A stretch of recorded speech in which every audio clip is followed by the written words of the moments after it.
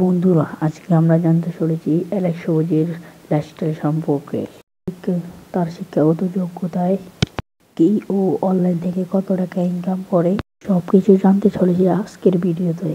তাই দেরি না করে চ্যানেলটি সাবস্ক্রাইব করুন।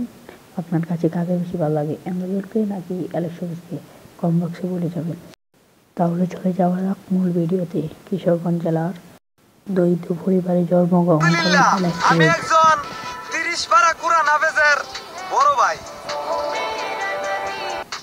তাদের পরিবারে 4 জন সদস্য রয়েছে।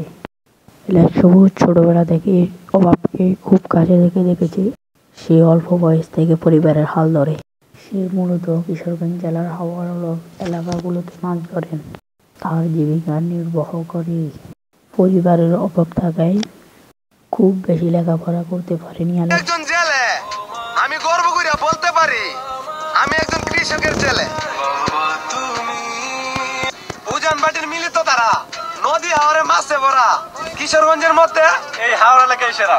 সবার সামনে আমার সম্মান নষ্ট করছে যারা, ও দোয়া করি না একদিন বুঝবে তারা। বর্তমানে টিকটক একটি জনপ্রিয় প্ল্যাটফর্ম। শুরুর দিকে অ্যালেক্স সবুজ টিকটকে ভিডিও দেখতেন। তারপর অ্যালেক্স সবুজ শখ করে একটা ভিডিও ছাড়েন। কয়দিনের মাঝে ভালো সাড়া পান অ্যালেক্স সবুজ। যদি টাকার কথা বলা হয় তাহলে অ্যালেক্স সবুজ মাসে 70 থেকে 80 হাজার টাকা ইনকাম করে। তো এই ছিল অ্যালেক্স সবুজের সফলতার গুণ। এবারে জানা যাক তার ইনকাম সম্পর্কে। আপনারা জানেন টিকটক থেকে কোনো টাকা ইনকাম করা যায় না। তার অ্যালেক্স সবুজের একটি ফেসবুক পেজ আছে এবং কি একটা ইউটিউব চ্যানেল আছে।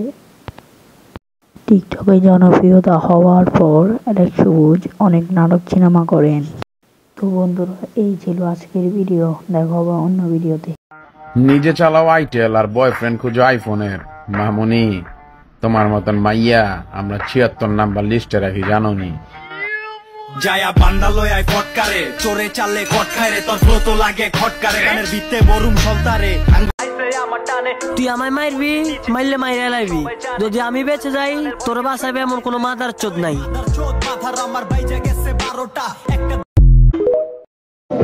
আমার বন্ধু আমার আপন, আর তুই পড়াবি কাফন।